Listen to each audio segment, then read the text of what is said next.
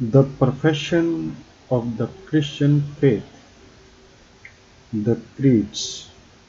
I am Reverend Imran Shuker.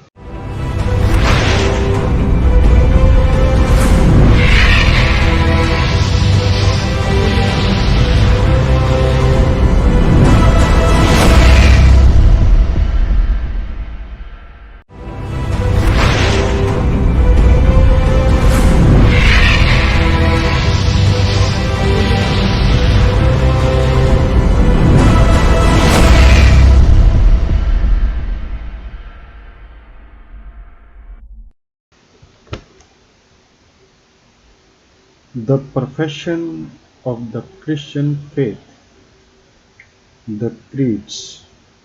I am Reverend Imran Shuker. The creeds.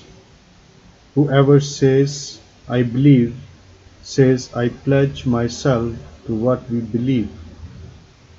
Communion is faith needs a common language of faith, normative for all and united all in the same confession of faith. From the beginning, the Apostolic Church expressed and handed on her faith in brief formulas normative for all.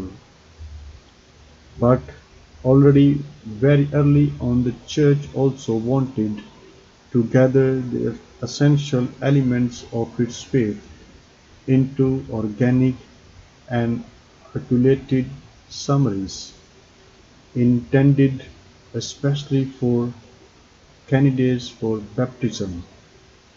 This synthesis of faith was not made to accord with human opinions, but rather what was of the greatest importance was gathered from all the scriptures, to present the one teaching of the faith in its entirety. And just as the mustard seed contained a great number of branches in a tiny grain, so too the summary of faith encompassed in a few words the whole knowledge of the true religion contained in the Old and the New Testament. Such syntheses are called profession of faith, since they summarize the faith that Christians profess. They are called creeds, on account of what is usually their first word in Latin credo, I believe. They are also called symbols of faith. The Greek word symbolon meant half of a broken object, for example, a seal presented as a token of recognition. The broken parts were placed together to verify the bearer's identity. The symbol of faith then is a sign of recognition and communion between believers. Symbolon also means a gathering collection of summaries.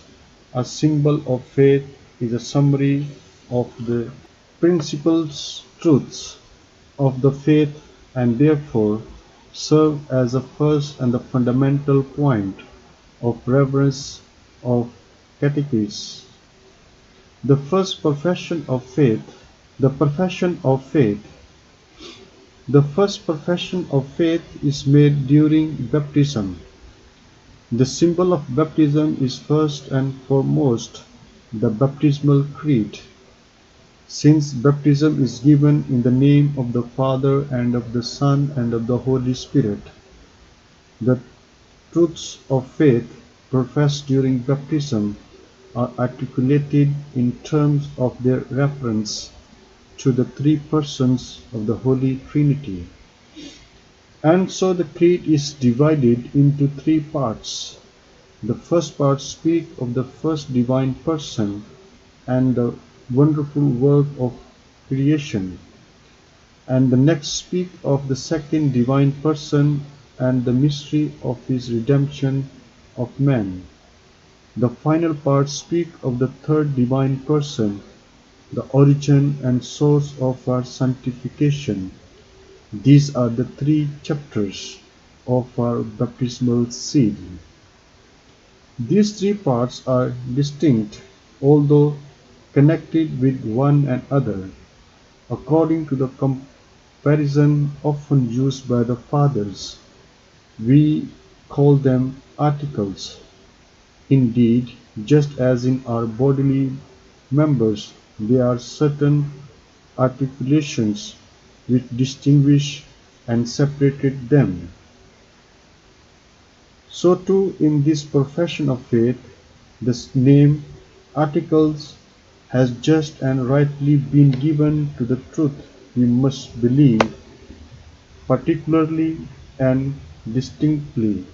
In accordance with an ancient tradition already attested by Saint Ambrose, it is also customary to recount the articles of the Creed as 12, thus symbolizing the fullness of the apostolic faith by the numbers of the apostles. Through the centuries, many professions and symbols of faith have been articulated in response to the needs of the different eras. The creeds of different apostolic and ancient churches, also called the Nissian Creed, and the profession of faith of certain councils, such as Toledo's Lateran, Leon's Trent, or the symbols of certain popes, the Fides Domini, or the Credo of the People of God of Paul VI. None of the creeds from the different stages in the Church life can be considered suppressed or irrelevant. They help us today to attain and deepen the faith of all times by means of the different summaries made of it. Among all the creeds, two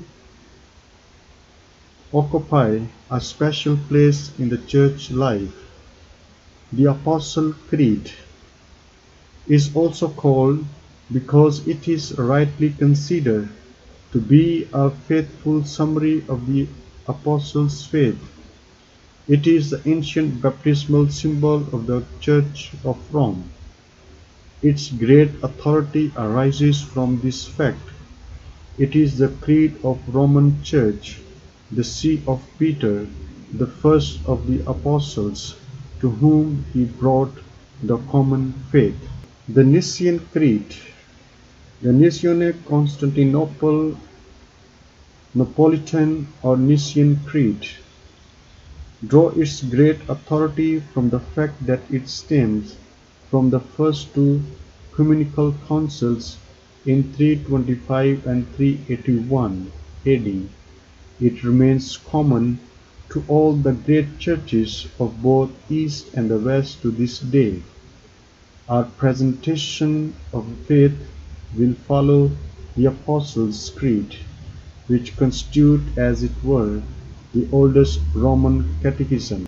The presentation will be completed, however, by constant reference to the Nissian Creed, which is often more explicitly and more detailed. As one of the day of our baptism, when our whole life was entrusted to the standard of teaching, let us embrace the creed of our life-giving faith. To say the Credo with faith is to enter into communion with God, Father, Son, and the Holy Spirit, and also with the whole Church, which transmit the faith to us in whose midst we believe. This creed is the spiritual seal, our heart's meditation and ever-present guardian. It is unquestionably the treasury of our souls. Thanks for watching. Have an eternal home. God bless you all.